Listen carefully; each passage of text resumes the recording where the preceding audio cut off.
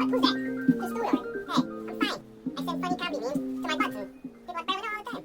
And I talk to strangers and family, and they throw me out after about a minute. What are you talking about? Apparently, huh? Just do the damn thing. Oh, so, you feel right when they're killing and disappearing all your loved ones? Huh? So you feel well adjusted while you're in a prison camp? Getting beaten? I don't think so. Fuck that, dude! Yo, you gots to. Yeah, get it later, okay? Let's worry about that later, but we obviously have some things to take care of first. Don't you think so? When Elian is doing salutes, freaking, they go back to you-know-who, the Nazi days. He's doing them salutes twice on purpose. He's socially awkward. No, he's crazy. He's on drugs. He's from apartheid South Africa. Man, if you haven't put it together yet, oh my God, I don't know what you're waiting for. Because you from the Bay Area,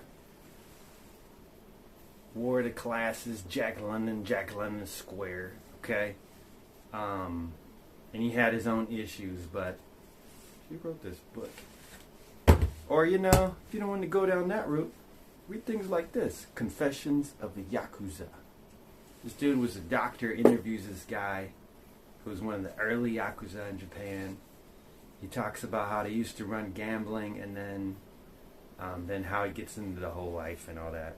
Basically during like the early years of all that taking off in Japan. But he talks about getting stopped by the police. There's usually like a little police station by the bridges because they used to have illegal gambling on the river at night.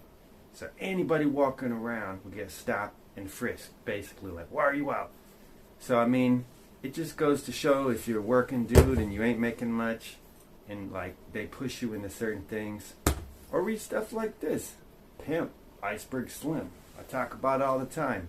I think Chris Rock, who got slapped by Will Smith, used to give it to all his staff in all of his movies because it basically talks about capitalism and racism with gritty language and super, detailed stories about his life, Robert Beck. So read stuff like this. Or check out my man Roberto Saviano, huh? He's in hiding in Naples, because the Gomorrah, and it's called Gomorrah, like Sodom and Gomorrah, because that's what happens when you let these. He says they're the Walmart of crime, because the Sicilian Cosa Nostra, our thing, is what it means. But he said the Napoli crime families don't let nobody in. Most guys, they might get a motorcycle or something in their 20s and they end up like that. So, and he said, you think they're selling drugs and all this? They do, but they're selling everything you can imagine. So, and dumping radioactive waste. So you want to talk about Somali pirates? Well, it turns out these kind of guys was dumping all kinds of waste off the coast of Somalia, and people got fed up and tired of it, so started going out there and raiding boats. I'm not saying that's the whole thing, but it has a lot to do with it. So he's in hiding. There's another book, Tokyo Vice. Jake Adelstein talks about Yakuza in Japan. He's in hiding. He had to hire ex-Yakuza to be his bodyguard. And basically, because he got to a certain level, he started as a newspaper reporter and then got a crime beat. His Japanese is pretty rudimentary, but he kept passing these tests. So he did a crime beat for the newspaper in Japanese. Every time it involved some Yakuza, they would just step back and have nothing to do with it. So come to find out, of course, what do you know? Money, favors, all that is changing hands. And the deeper he went, he had to split. So, and the same thing, I watched this documentary about anti-mafia groups in Sicily, and basically they did it, I don't know, they cleared up so much mafia, but then guess what happened? These government people came in and made their own lucrative deal. So it's like, wow, it was really just a business move. Judy Juanita, Virgin Soul, still one of the dopest books I ever read. Bay Area, homegrown Oaklander, talks about, it's fiction, but it's based on her life, being a Black Panther Party newspaper editor and writer, and her experiences as a young person, trying to just do the right things that everyone says, while being, black in the Bay Area in the 60s. So very well done. And she's still around. Look her up, Judy Juanita. War Against the Panthers. I mean, Huey wrote this as his PhD, I believe, when he went after being in jail and all that. Then he went to UC Santa Cruz and wrote this book, A Study of Repression in America. So, wow, for having a breakfast program and like not wanting to get murdered and tortured and raped by the police. And then a friend of mine just told me too that when breakfast program started at one of the schools, the police came in and pissed on all the food for kids. And that basically started the breakfast program the Panthers started, became popular all over the country. Huey P. Newton, revolutionary suicide. And he basically said, either you're going to have a reactionary suicide, like, you know, you just tuning things out and you're eating or drinking or whatever you're doing, but not participating in any kind of way to help change the situation for the freedom of all people. So he chose the revolutionary suicide. And some say, obviously in the 80s, I believe it was, or early 90s, he was murdered in Oakland. He had addiction issues, but who knows? He was on the list. He was on that list of the FBI and probably CIA and all that. So the unknown internment, okay, that talks about the thousands, I don't know how many thousands of actual Italians, mostly Southern, all Southern Italian, Sicilian immigrants and families who were locked up, and Germans. This is before World War II, who had immigrated, like on my grandma's side, her father. They lived in Ohio, and they locked up a lot of people that, you know, in this book is an oral history. Stephen Fox talks about it. They confiscated all kind of properties, made people move from Pittsburgh, California to out there, what is it, past Antioch, what's that joint called? Way out there. And then, you know, just, it caused, you might think that's not much, but it caused a lot of disruption, especially for elderly, for children, for people barely making ends meet. So if you're a fisherman to take your boat, what are you supposed to do after that? And things like this. Che, a doctor. You ever seen the Motorcycle Diaries? Even the film is so super good, but a doctor from traveling through Latin America figures out that why is this happening to all these people that are treated like waste, treated as a disposable. And so, you know, he gets to action, right? These are all the people that have been warning us and telling us. And then, oh, what do you know? MLK Day, right on that fool's inauguration, which I still don't think that was even legitimate.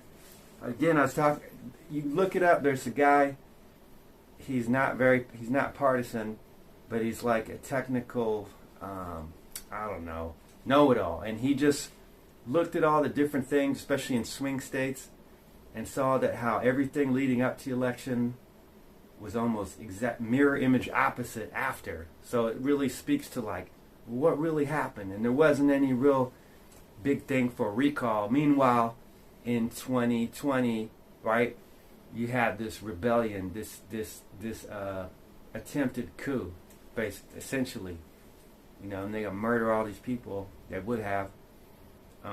But hey, they just sit there. Biden sat there, Kamala sat there. You know, shook his hand. Welcome home. Welcome home. So why do you think that is? Follow the money. You know, you own all the horses. You don't care who wins, right? You own all the horses. So the old money versus the new money. The old money finance, the new money Koch brothers type people, stuff like that. And then to top it off, you know, this is the thing. You don't get involved. What, you gonna retire on cryptocurrency? Both Trump and whoever she is, his lady, released cryptocurrency that supposedly made hundreds of millions or billions of dollars. For what? For nothing. So imagine you don't do nothing. You let all of us get killed and disappeared. All your favorite comedians and all these people that have spoken out and done something. All your family and friends who don't fit in the racist, white, rich model of who should be there. And then what you going to have left? You paying your cryptocurrency loans?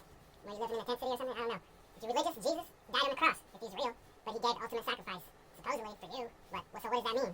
Sit back and just pray and just let things go? While everyone around you gets slaughtered and just blown to pieces and genocided? And you know, King James Version, right? King James Version. So who do you think that's going to support in the end?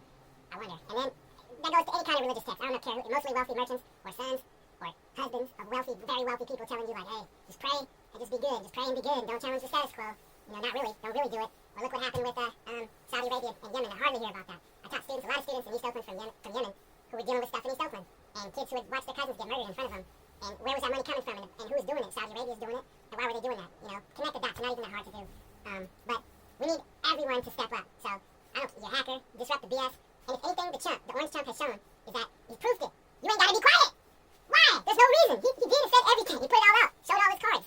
That's it. And everybody's afraid because it's like kids telling ghost stories. He can do this, he can do that. He can't do shit. Someone just walk up and knock his ass out. Right? Snoop's with him. Snoop. Okay, Snoop. It's not really a big surprise, but the big banks, been with him. Biden, Kamala again.